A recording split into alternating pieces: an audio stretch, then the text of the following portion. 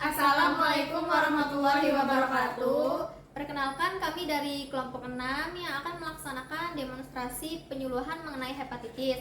Sebelumnya, perkenalkan rekan-rekan saya ada... Saya Juta Putri Wulandari sebagai pemateri 1.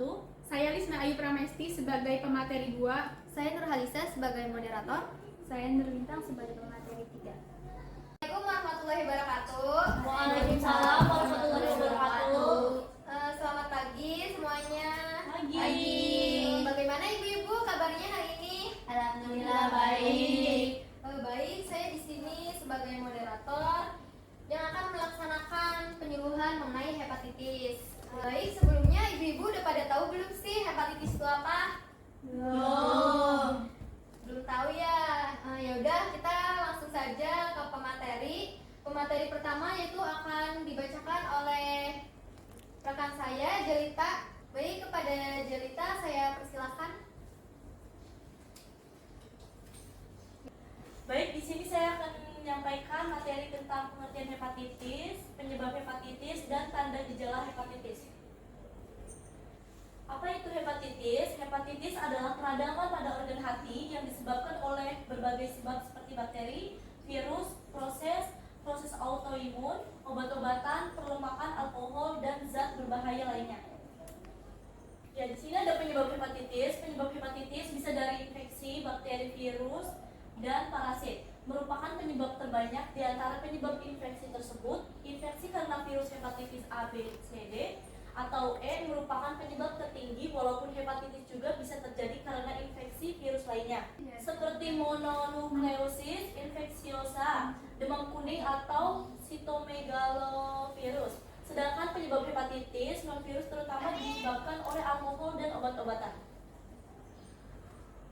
Tanda dan gejala hepatitis A. Yang pertama yaitu pusing kepala, mata dan kulit menjadi kuning. Yang ketiga, mual dan muntah. Yang keempat, sakit tenggorokan. Yang kelima, diare. Yang keenam, tidak nafsu makan. Hepatitis B. Yang pertama, kehilangan nafsu makan. Yang kedua, mual dan muntah. Yang ketiga, gejala yang menyerupai flu seperti lelah, nyeri pada tubuh, sakit kepala, dan demam tinggi. Yang keempat, nyeri perut. Yang kelima, mata dan kulit menjadi kuning. Yang ketiga yaitu ada hepatitis C. Yang pertama, tidak nafsu makan. Yang kedua, mual dan muntah. Yang ketiga, letih. Yang keempat, mata dan kulit menjadi kuning. Ada tanda dan gejala hepatitis D.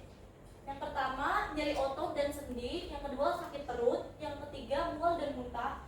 Yang keempat, demam. Yang kelima, tidak nafsu makan. Yang keenam, mata dan kulit menjadi kuning. Dan selanjutnya ada hepatitis E. Yang pertama, demam ringan.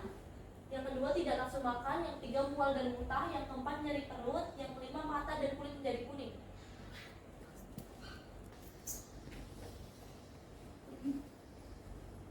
Baik, tadi penjelasan mengenai pengertian hepatitis dan tanda gejalanya yang tadi disampaikan oleh rekan saya Jelita. Berikutnya kita akan membahas mengenai cara pencegahan hepatitis yang akan dibacakan oleh rekan saya juga. Kepada Risna saya persilakan. Misi Bu. Nah, Ibu, di sini ada cara pencegahan hepatitis A. Nah, untuk hepatitis A tuh emang belum ada obatnya, tetapi di sini tuh bisa dicegah dengan cara mencuci tangan. Nah, ibu-ibu nih ada yang sudah hafal belum cuci tangan 6 langkahnya?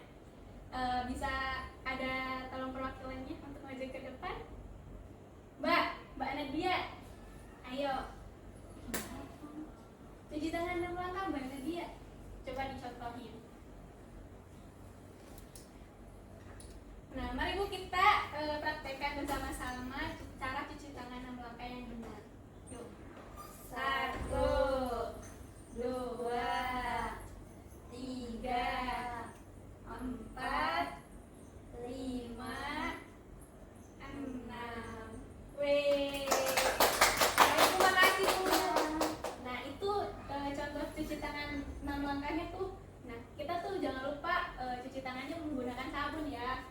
Selanjutnya bisa dengan penyediaan air yang bersih, terus sistem pendistribusian pendistribusian air yang baik untuk pengelolaan limbah yang benar. Nah, bisa juga dengan cara kita berimunisasi, imunisasi aktif dan juga pasif. Nah, di sini ada pencegahan hepatitis B dan C. Untuk pencegahan hepatitis B dan C itu khusus ini untuk kita tuh menjauhi faktor risikonya. Nah, pencegahan hepatitis D dan E bisa dengan cara, untuk hepatitis D itu bisa dengan cara melakukan vaksinasi hepatitis B. Terus kita tuh kalau misal kita mau disuntik nih Bu, kita bisa jalurnya tuh bisa sekali pakai aja, jangan untuk 2 kali pemakaian. Terus hindari barang pribadi dengan penderita hepatitis B. Jadi kalau bisa kita tuh bawa alat makan sendiri kemana-mana. Terus bisa dengan cuci tangan dengan menggunakan sabun dan air mengalir. Nah, untuk hepatitis A itu kita tuh bisa mengkonsumsi, kita tuh bisa menghindari konsumsi makanan-makanan yang mentah. Jadi pastikan makanannya udah benar-benar matang. Terus pastikan juga makanannya tuh layak untuk dimakan. Nah, pastinya yang terakhir itu kita harus mencuci tangan, karena kita tuh harus bisa mencegah sebelum kita mengobati.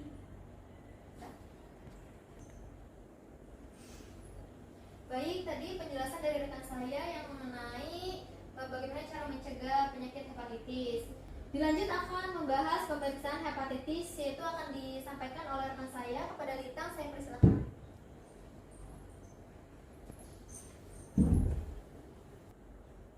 Nah, ibu-ibu, ada yang tahu nggak sih apa aja pemeriksaan hepatitis?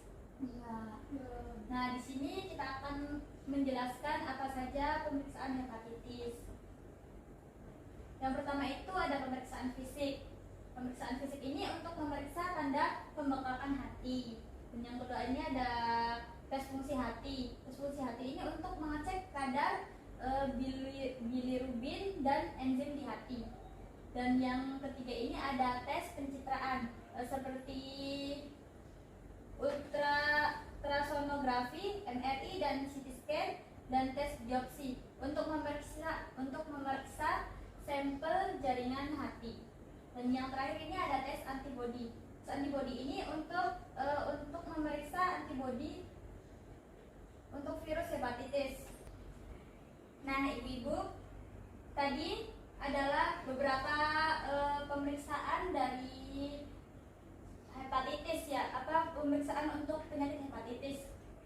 Dimana ibu-ibu ada yang ingin ditanyakan, apa sudah paham tentang pemeriksaan tes hepatitis ini? Sudah paham.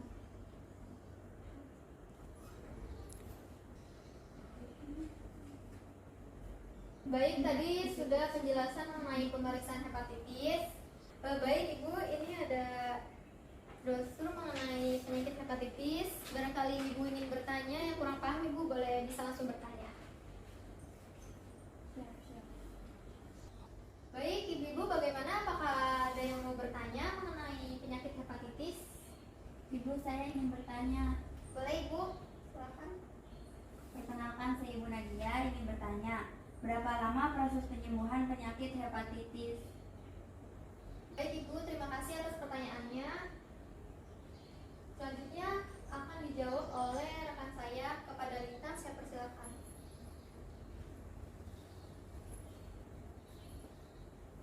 Ya baik, terima kasih pertanyaannya buat Ibu Nadia.